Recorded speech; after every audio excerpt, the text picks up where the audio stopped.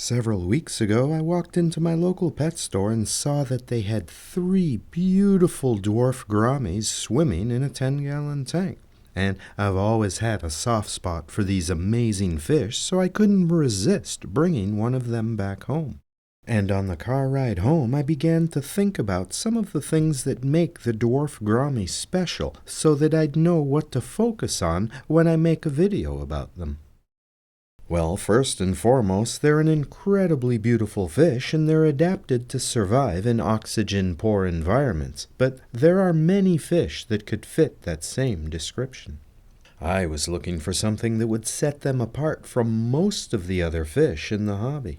And then, just as I was pulling into my driveway, I remembered that dwarf gouramis can do something that very few other fish can do, because they can hunt using a rare foraging technique known as ballistic predation. And this is how it works. The gourami sees a small insect sitting on a leaf or a branch just above the surface of the water. The gourami then spits a stream of water at the insect in order to knock it off of its perch and into the water where it is then eaten. So I wanted to capture this behavior on film, but I didn't have any insects on hand that were small enough to use. So after thinking about it for a while, I came up with the idea of using a laser pointer to mimic the movement of an insect on a branch. And what you're watching right now is what happened the very first time I tried this technique with my dwarf gourami. It quickly spots the little red dot on the branch and tries to knock it down by spitting water at it. And I didn't train it to do that, it just happened instinctually without any help from me. But fish aren't stupid, so it quickly catches on to my little game, and without any reward for his efforts, he quickly gives up after only a couple of half-hearted attempts to catch the little red dot.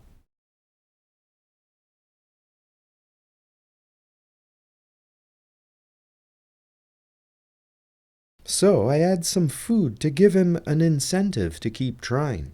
My goal is to get him to knock food pellets off of the branch by spitting water at it.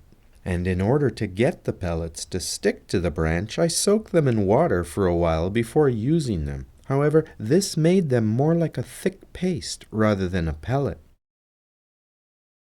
And it does take some time getting him to associate the branch with food.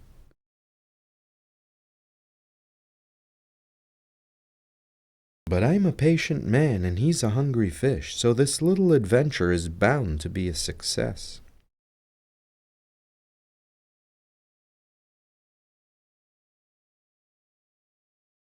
In the beginning, I put the food near the surface of the water to make it easier for him to succeed. And learning to trust me is an important part of the process as well.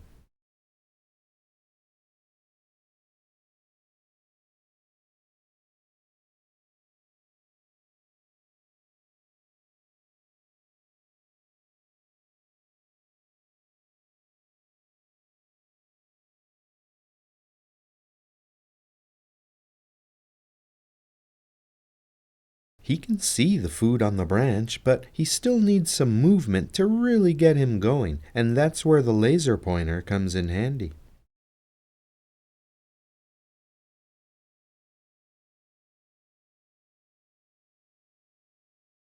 This added motion gives him a bit more incentive to keep trying. Unfortunately, the paste-like consistency of the food makes it cling to the branch much more than I would like.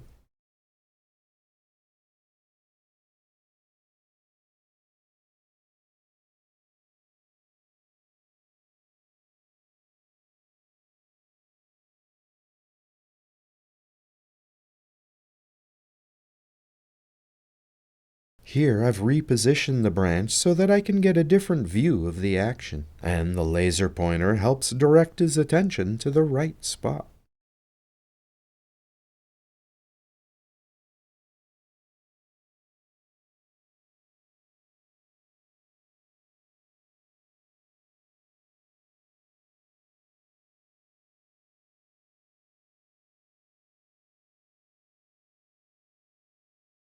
Well, that's another way of getting to the food, and I guess it's time for me to do a better job setting up the branch before I begin filming.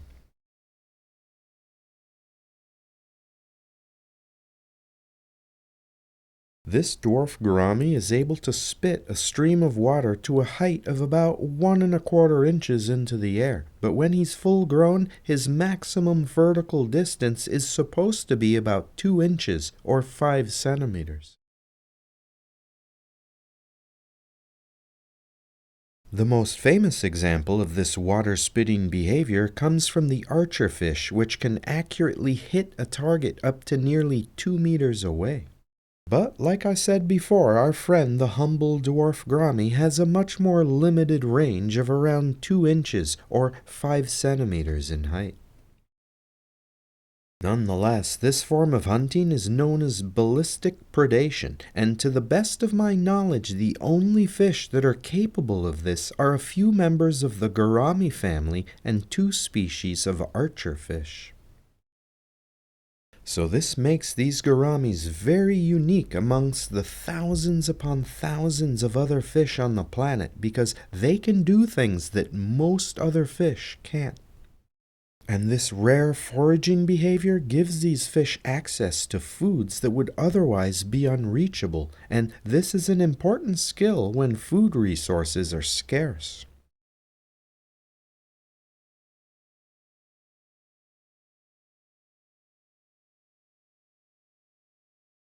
Both the male and the female can use this rare foraging technique to reach prey items that are above the water and just out of reach.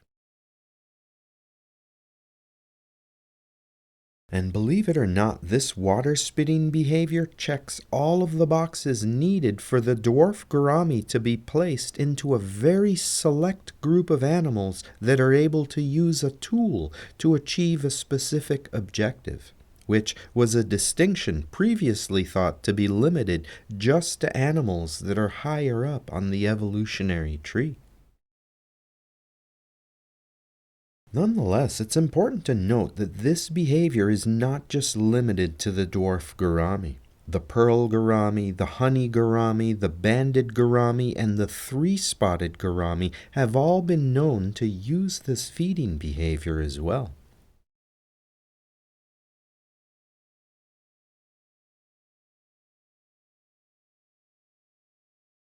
If you have one of these gourami species, you can try this at home by lowering the water level in your aquarium by about 3 or 4 inches and then sticking food to the glass at the front of the tank just above the water line. Some fish who are used to feeding like this will even start spitting water as a form of begging when they see you come near the tank.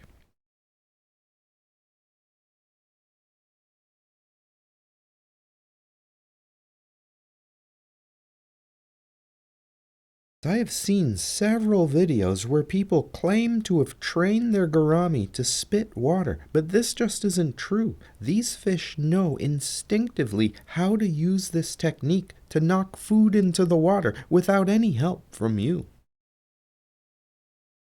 All you have to do is set up the right set of circumstances like I did here, and the fish will do the rest.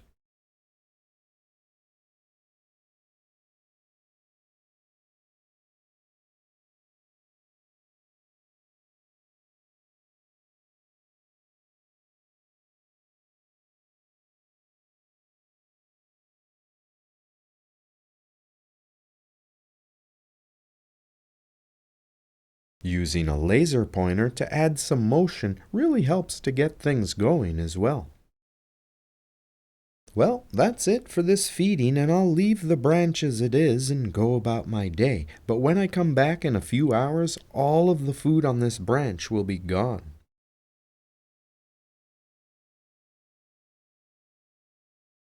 Here we are about 6 hours later, and the branch has been washed clean, so he's hungry again and looking for more. He's grown used to this feeding routine, and he watches me closely, expecting to get some food.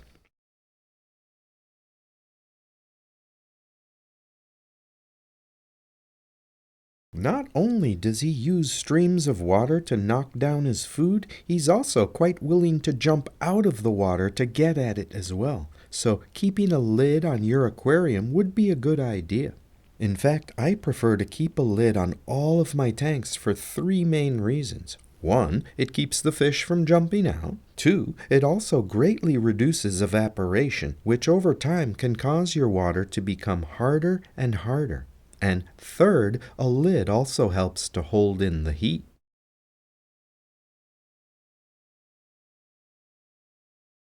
And in the case of the gouramis specifically, keeping a lid on your aquarium is even more important because gouramis breathe by taking in oxygen from above the surface of the water, and they prefer to breathe in air that is warm and humid. In fact, their young require humid air at the surface for the first 2 or 3 months after they're born in order to develop a fully functioning labyrinth organ. And it's the gourami's labyrinth organ that enables them to get oxygen from above the surface of the water rather than just through their gills. So these fish need to be able to reach the surface to breathe, and this ability to get their oxygen from above the water enables gouramis to survive in stagnant habitats where there's very little dissolved oxygen. And this ability allows the gouramis and their close relatives, the betta fish, to survive and even thrive in areas that would be off limits to most other fish.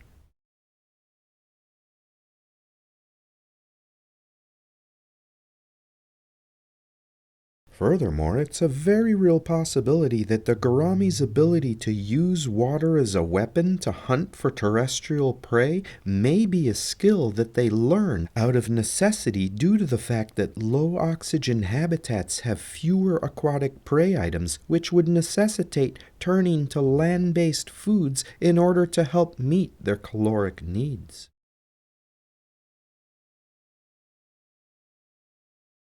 Of course, that's all just a theory on my part, but it seems to make sense. However, I'm sure that most of their food comes from the water and not the land.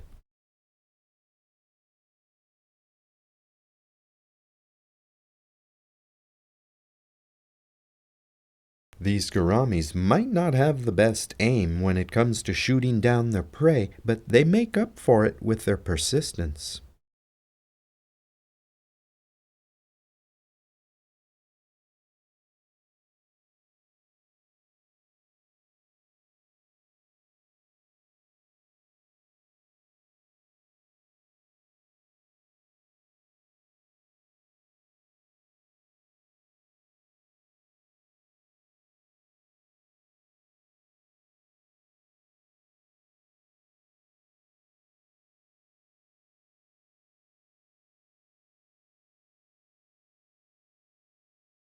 I've changed the orientation of the branch in order to mix things up a little bit, and it doesn't seem to bother him at all. I'm still using a laser pointer because it gets a much stronger response than just using the food alone, which makes perfect sense because in the wild he would be hunting a moving target.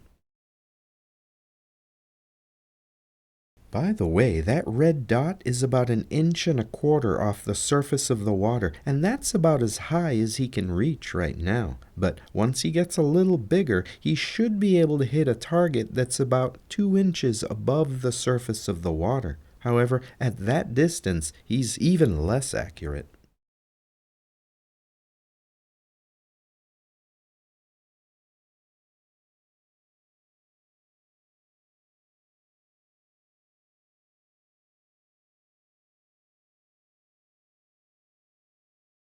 Sometimes he spits water and then jumps for no particular reason at all. It's a lot of fun to watch, but he would probably prefer to be drifting around casually eating pellets or flake food floating on the surface rather than having to work so hard for something to eat.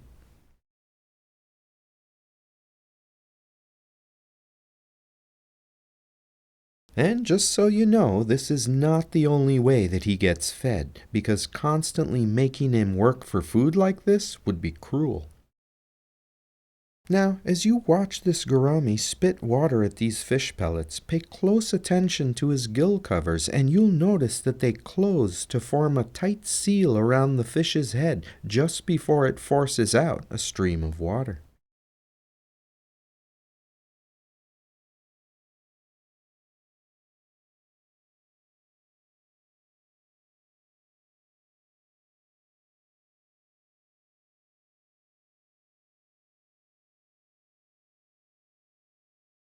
Let's watch that again in slow motion. It's almost as if he's using the musculature that moves his gill covers as a sort of pump to push the water out through the mouth.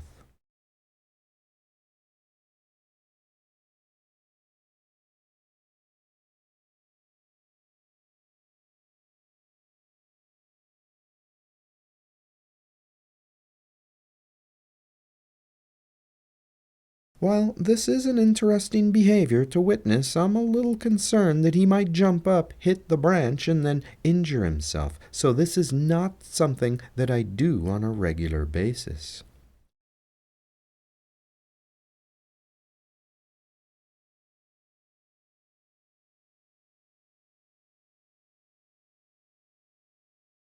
I'm also a little worried that he might be getting frustrated, so I place some food a bit lower down on the branch so that it's easier to reach. He sees the food right away and immediately gets to work.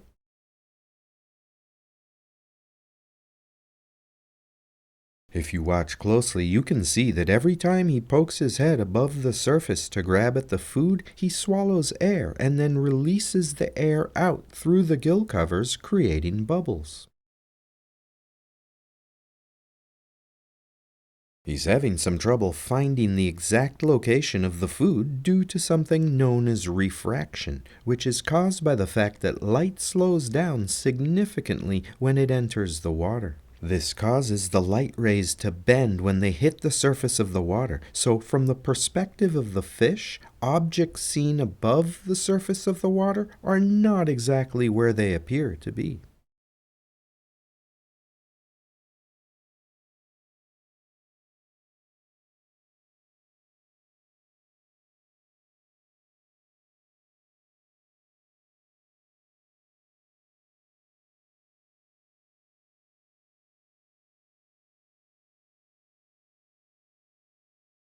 In just a moment, this fish is going to jump up and hit the branch. Then you'll see a small black spot appear on the edge of the fish's left gill cover, and this is what I assume to be a tiny piece of bark from the branch that has become stuck in between two scales. It's not a problem and does fall off after a few hours, but I just thought that I should mention it. And here comes the jump.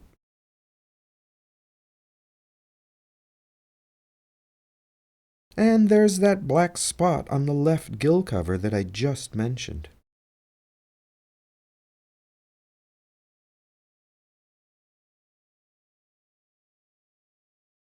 He's used to having his food handed right to him, so I imagine that having to work for a meal is a very different experience for this hungry little fish.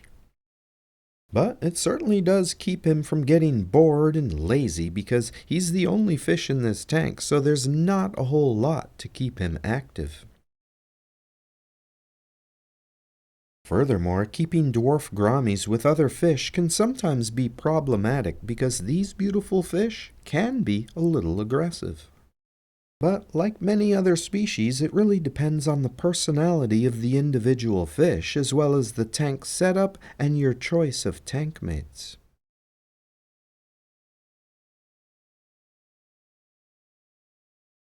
Unfortunately, dwarf gouramis are prone to catching a virus known as the Dwarf Gourami iridovirus, for which there is no cure, and as far as I know, it's 100% fatal every time. Not all dwarf gouramis have the virus, so it seems to be a hit-or-miss situation where keeping these fish can be a bit of a gamble. But when I saw this beautiful male, I just couldn't resist. I'm hoping that he survives to a ripe old age because I have big plans for him. I was going to get a female and breed them, but then I found some beautiful sparkling gouramis, and now I'm filming them as well, so I've put the breeding on hold for now.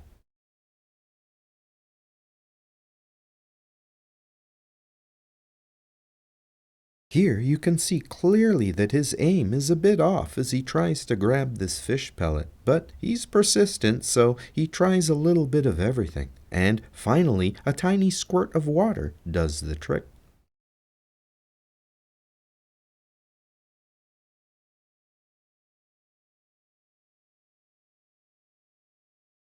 This fish is incredibly beautiful, but there are lots of beautiful fish. However, there are only a handful, perhaps less than a dozen species that use this technique to hunt for food. I think it's brilliant, but many people are under the impression that fish are not very intelligent. However, there's a large body of evidence that suggests otherwise. And once again, I'd like to emphasize that I didn't train this fish to spit water at its food. It figured that out all by itself. But I've seen several people claim that they've trained their fish to spit water or jump for food, but that just isn't true. These fish have known how to do those things all along, and all we have to do is provide them with the appropriate conditions for them to show their skills.